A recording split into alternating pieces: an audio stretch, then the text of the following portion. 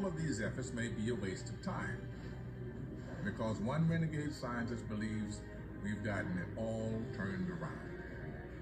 We don't need to find the mind of our universe. The entire cosmos is nothing more than a figment of our imagination. How can I know what's going on inside your mind? How do I even know that you actually exist at all? It is possible that you are nothing more than the product of my imagination. In fact, you and I could both be imagining everything we see around us. Could we each be dreaming our own private universe? Dr. Robert Lanza has always been on the controversial side of science. He was the first stem cell researcher to actually clone an early-stage human embryo.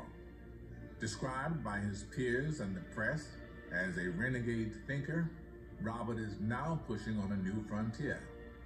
He says the universe is unquestionably a living thing, but with a shocking twist. Yes, the universe is definitely alive. It's not an object, it's an active process that actually involves our consciousness.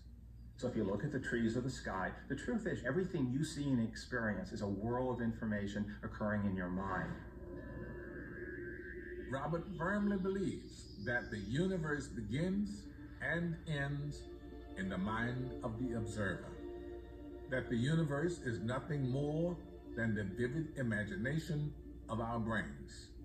He calls his theory biocentrism. In the external world, there's a range of electromagnetic radiation. At one specific point, we'll see red, or to a certain bird, it may fluoresce orange, or to some animals, they can actually see radon or ultraviolet.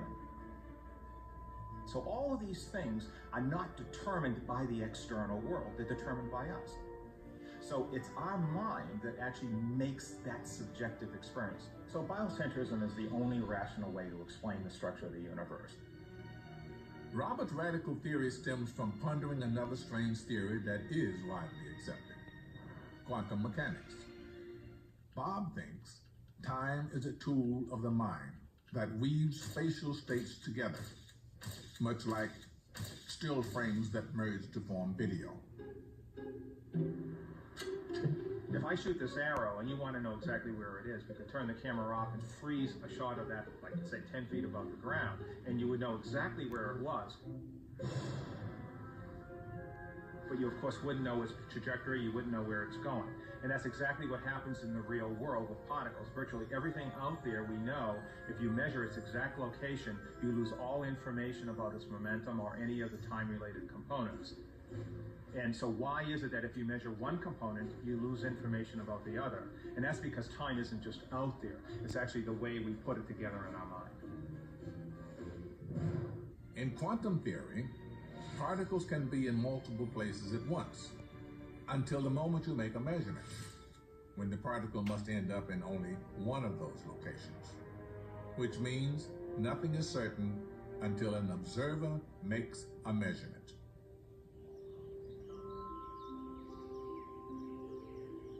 Robert thinks we must apply the rules of the microscopic world to our everyday experiences, since everything we see, hear, and touch is made up of microscopic particles, which led him to wonder what really happens when a tree falls in the woods. So when a tree falls in the forest, it creates an air pressure disturbance. According to simple science, that occurs whether or not anyone is there to observe it. But we know for a fact that without the observer, that not a single particle in the tree or the air itself exists with definite properties. So unless someone is actually observing the tree falling, there are no particles there to make the noise. So without your consciousness, there's no sound. Indeed, there's no tree.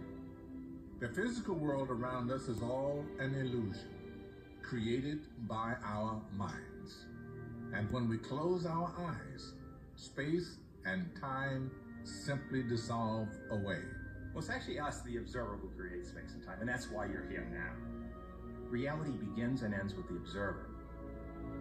Robert Lanz's biocentrism is a radical spin on the undeniable strangeness of quantum mechanics.